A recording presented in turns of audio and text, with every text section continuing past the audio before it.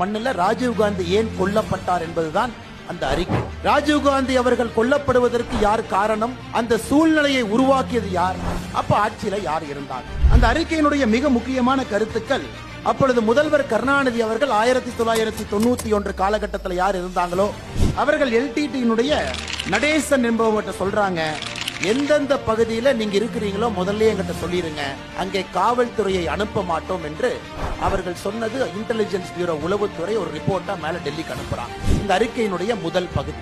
இந்த அறிக்கையினுடைய இரண்டாவது பகுதி, கருணாநிதி அவர்கள் சொல்றாங்க, நீங்க ஏதாவது பெரிய ஒரு சம்பவம் பண்ற மாதிரி இருந்தா தமிழகத்துல முதல்லயே எங்ககிட்ட சொல்லிட்டு அந்த சம்பவம் பண்ணுங்க அப்படின்னு சொல்றாங்க.